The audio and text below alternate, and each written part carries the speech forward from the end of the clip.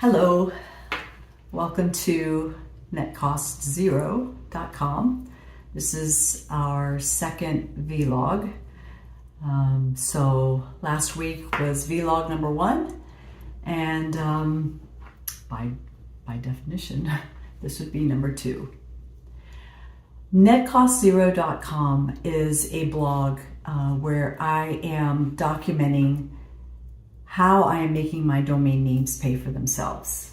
Okay, it's not necessary to write a blog to do so, but I want to see, can the average person, or someone average like me, right, with a handful of domains, park them and generate revenue, right? My first goal is to simply have the domain names pay for themselves. So if you are a person who likes to read about these things, then you may in the future enjoy netcostzero.com. The vlogs are going to essentially recap my weekly progress. So I hope you find these helpful also. If this is your first time seeing one of these vlogs, and you could only have seen the other one, so I want to make my domain names pay for themselves, okay? Because owning a domain name costs money. You might pay $8, $9, $10, $12 for a domain name, and if you don't build a website or generate revenue with it, it's costing you money, right? And so if you consider yourself a domainer, you think that these domains are investments, but if they're costing you money, they're a cost. They're not an investment. And in my case, this is what's been happening, right? These domains have been a cost. So Rick Schwartz over on Twitter, in his feed to his followers, and you'll find him at Domain King. He said very simply, 3 cents a day is all it takes. And he's right. It's 3 cents a day, right? So this is the purpose of netcostzero.com, to document my progress, getting each one of my domains to make 3 cents per day. All right. I brought a notepad so that I can keep track of where we are, and I have found it very helpful on a daily basis to write down what I'm doing, because there are a lot of steps to parking a domain, and some is, without the notepad, I'm lost. So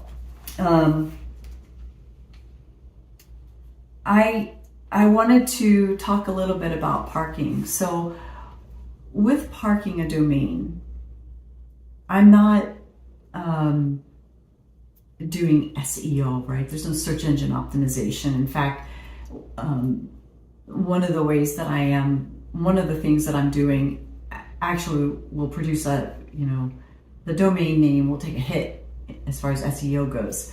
But that, SEO is not my goal. My goal is to take advantage of type-in traffic, not take advantage, but make use of type-in traffic and give that type-in traffic, right? Give those site visitors a choice, right? And not everybody likes to see ads, but sometimes you might see an ad that actually you wanted to know more about that, right? So if my domains are such that there are people going into the browser, typing in the name of the domain, putting .com after it, and most of my domains are .coms, then they will reach a landing page, right, where they will be served up ads. Now they can choose to click off of it and say, oh, forget that. Or maybe one of those ads will be relevant to them. And when they click on the ad, the parking company gets a share, and I get a cut as well of the revenue generated, right? And that is the entire foundation of the benefit of parking your domains. So the way I've chosen to approach this is by utilizing parking companies and then building my own landing pages. All right. Now, I can't tell you what's better, obviously, because I'm just starting here. I can tell you, based on this week's worth of work, that if you're going to build your own landing pages, automate the process. I have not done so, but we'll get to that in a little bit. Okay, so since last week, right, let me go back and talk a little bit about ground rules. I don't want to disclose my domain names, okay? I don't want to skew my results. What I want is to see which of these domains really is attractive to somebody just typing in the domain name in the browser, right? If I told the world what my domain names were, that wouldn't really help me analyze ones that are this one better than that one, right? And the second thing is that I don't want my park domain. I don't want to get thrown off of a parking company because I'm disclosing the domain, and even though I'm not saying, "Hey, go here," So I'd like to preserve a good relationship with the companies that I'm parking my domains with. I had been parked with one company. I think this was like 3 or 4 weeks ago, and I just thought, let me just see what would happen. I have since removed my domains from that company. I may go back. I don't know. One thing that I will say is that every company they're going to take a cut of the revenue that's generated, if any is generated, right? That's how they make their money. You split the revenue. I thought that the commission split was a little too high. So, and the interface wasn't, I just didn't like it. I may at some point write about that. But right now it's just, that would be a topic that's in the way. I was also rejected this week by parkingcrew.com. My domains don't have enough traffic across them and they have a bar where you need a certain amount of traffic across your domains, and I don't meet that bar yet. The email that I received from them was very kind, and it's thank you. Unfortunately, you don't meet this. Give us a shot again when you do. Okay, very good. I did set up with Sedo, and I have a subset of domains with Sedo now. And I really like the pie chart graph that Sedo has, showing where, what countries the traffic is coming from. But there's no revenue yet. So, and another person that I follow on Twitter, what they mentioned was, listen, you park your domains, right? Get your analytics going, but wait a little bit because there are bots that come. So I don't know, but it seems reasonable to give it a little bit of time to let the numbers even out, so we can see really which of these domains generates more traffic than another.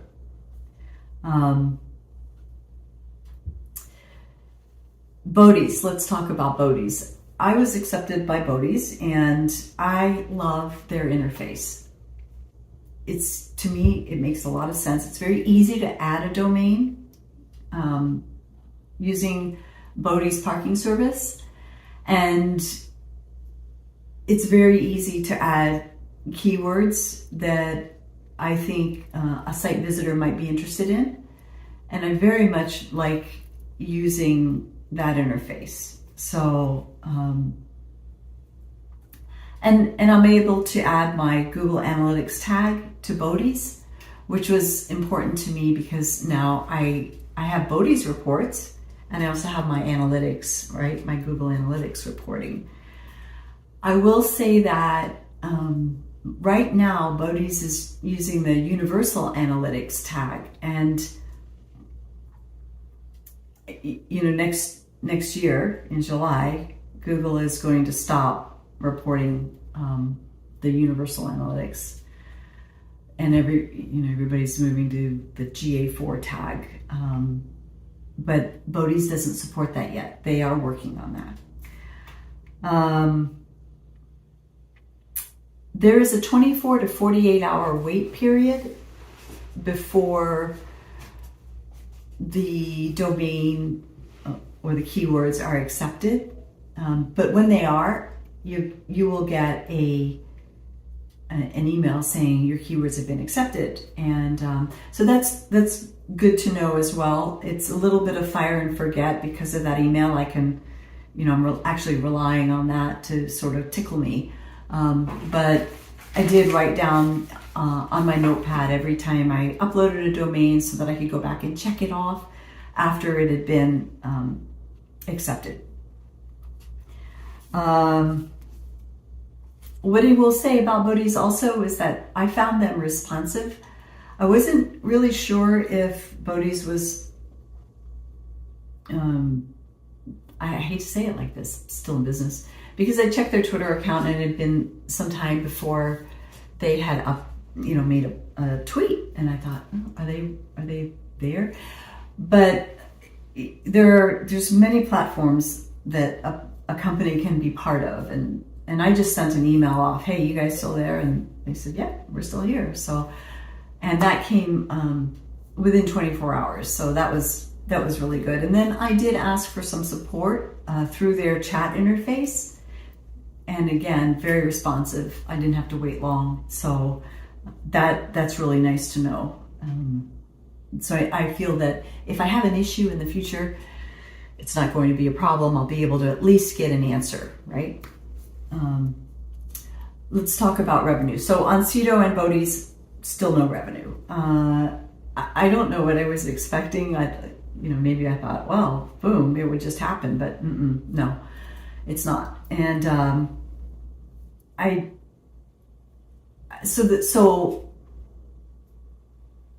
this is obviously not a get rich quick kind of thing, right? If it's 3 cents per day per domain and you're just covering your cost, you're doing work just to cover your cost, right? And that is what's happening. But for me, if I cover my cost, I don't have to do more work somewhere else just to own my domain names. Okay. So, and the other thing that this does is with the reporting, I'll have a better sense of which domain to develop first. Because high traffic domains, right, particularly when we know the intent of the person coming to the domain, right, the person who's typing in that domain name, that makes the choice of which domain name should I develop. That makes that easier. And so that data is priceless to me. Okay, so I talked about parking with parking companies, and that is one tactic. And then the other thing that I'm doing is building my own landers. And you might go, oh no, Val, don't do that. Too late. And I will say this, if you're going to build your own landers, try to automate the process. Don't do it like I'm doing it, because I am doing it by hand using WordPress. So if you are going to build your own landers, try to automate it. It will make the process easier. For me, what I'm doing is I'm using WordPress. I'm using a subdomain of another domain, and I am, from the DNS, forwarding to my subdomain. So this is how this looks. I build a lander. Let's say it's in, let's call it site A, right? And it's in xyz.com/site A. And it's not xyz.com, so but imagine it was. And it's in this subdirectory called Site A. So I point my domain, right, using a 302 redirect to Site A. And then on Site A, I have my own landing page, all right? And now I can somewhat control the ads there, okay? I did want to speak briefly about these redirects. I caught a Google podcast with John Mew and another gentleman about the difference between 301, 302, 307, and 308 redirects. The 301 is a permanent redirect. The 302 is a temporary redirect. And my understanding from the podcast is that 307 and 308 redirects are for actually post and not request. I'm not trying to post information to another domain. So, and I would say that I'm not an expert in this. Obviously, you can tell, right? So you should go find that podcast. If you're an SEO person, go find that podcast and you'll understand all that you can possibly understand about redirects. My takeaway is that, yes, there's going to be an SEO hit, right? With a park domain. But that makes perfect sense because it's not like the domain is serving up content, right? It's not a lot of content. It's not something that Google's going to look at and say, wow, we know a lot of people that are really interested in that kind of content. Let's boost you in the search engine results, right? No. However, what was also mentioned in the podcast is that you may have a domain like that you're taking away from the redirect. Right now you're going to build your own website and host it normally. Google will eventually, and it shouldn't take that long, notice that you've now started putting content up there. And so this is not a permanent hit in search engine results. And 302 redirects are working fine for me. So, if you have any questions, please put them in the comments below or visit me on netcostzero.com and I will do my best to answer them. Appreciate you watching and until next week, thank you. Take care. Bye-bye.